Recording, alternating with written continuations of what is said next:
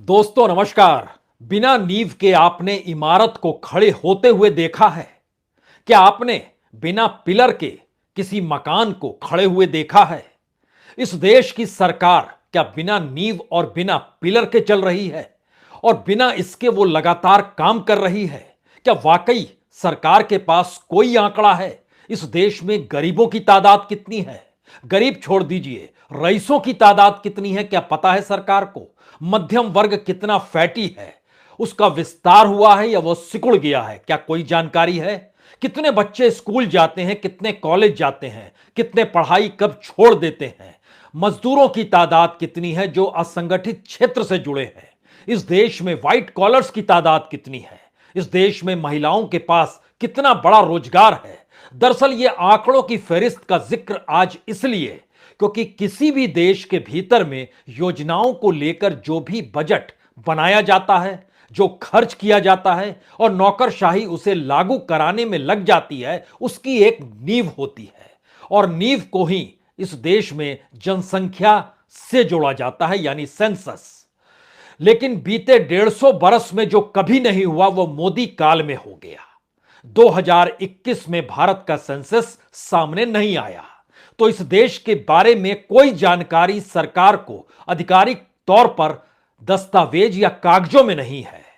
वो मनरेगा चला रही है, लेकिन कितनी बड़ी तादाद में मनरेगा के मजदूर इस देश में काम नहीं पा रहे हैं, सरकार उन दस्तावेजों को तो देख लेती है जहां पर मनरेगा के रजिस्टर्ड है, लेकिन क्या उसे पता है इस देश में एग्रीकल्चर यानी खेती पर निर्भर लोगों की तादाद बढ़ चुकी है? क्या सरकार को पता है कि गरीबों की तादाद बढ़ चुकी है? क्या वाकई सरकार को पता है कि इस देश के भीतर में मानव संसाधन जो बड़ी तादाद में बेरोजगारी की परिस्थितियों को झेल रहा है, उनकी तादाद बढ़ गई है? इसे छोड़िए, जरा यह समझिए कि कॉरपोरेट के सीएसआर का पूरा बजट कितनी योजनाओं पर खर्च होता होगा। फिर आप सोचना शुरू कीजिए कि इस देश के भीतर में जो भी सरकार ने कल्याणकारी योजनाएं यानी वेलफेयर स्कीम का ऐलान किया, उसके दायरे में कितने लोग आते होंगे और सरकार हर बजट के वक्त, हर भाषण के वक्त अपनी पीठ ठोकती है कि वह इस देश के हर लोगों को राहत दे रही है।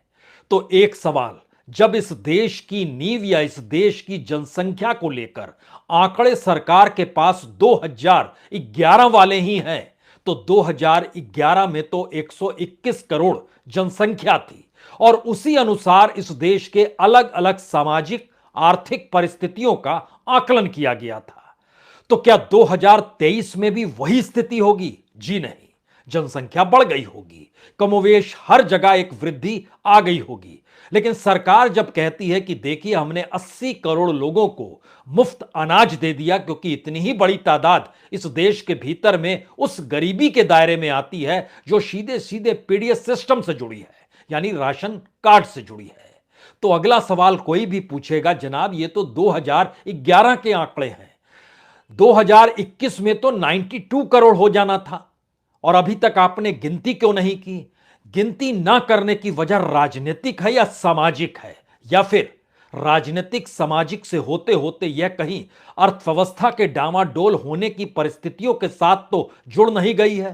क्योंकि इसी दौर में तीन चार बातें जहन में और रख लीजिए, फिर उसके बाद सरकार का कच्चा चिट्ठा आपके सामने रखा जाएगा। एक हिस्सा यह है कि इस देश में कितनी बड़ी तादाद में लोग इस देश की नागरिकता को हर दिन छोड़ रहे हैं। हमने हिसाब लगाया कि 21वीं सदी यानी बीते 22-23 बरस के भीतर में अगर आप औसत निकालेंगे तो पहले 10 बरस में औसत 300 लोगों का था। 2010 से लेकर 2015, 16, 17 तक यह औसत 350, 400 तक पहुंचा, लेकिन आज की तारीख में यह 500 लोगों को पार कर चुका है जो हर दिन इस देश को छोड़ते हैं। अगला सवाल था जो रईस हैं, जो बिलियनियर्स हैं, यानी 8 करोड़ की नेटवर्थ उनके पास होनी चाहिए, उनकी कितनी बड़ी तादाद है? तो पता चला कि लगातार उसमें इजाफा हो रहा है और इस बरस ही लगभग 8,000 बिलियनियर्स देश को छोड़ चुके हैं। फिर एक अगला सवाल आया कि जो कॉरपोरेट के साथ सत्ता का जो पूरा नेक्सस चलता है, उसमें जितनी पूंजी सरकार सत्ता के जरिए उन पर ट्रांसफर करती है, उसके पीछे भी देश का एक मॉडल होता है कि इतना रोजगार ये पैदा करेंगे, इतना प्रोडक्शन करेंगे। लेकिन ध्यान दीजिए तो इस देश की जब जमी ही गायब है, यानी आपके पास कोई डाटा ही नहीं है, और डाटा इसलिए नहीं है क्योंकि आपकी इकोनॉमी डामाडोल है, डाटा इसलिए नहीं है क्योंकि राजनीतिक तौर पर आप कमजोर हो गए हैं, डाटा इसलिए नहीं है क्योंकि अगर आप मौजूदा वक्त में भारत की परिस्थितियों के साथ अपनी इकोनॉमी का तालमेल करेंगे तो आपके पता चलेगा कि आप सबका पेट भर पाने की स्थिति में भी नहीं है।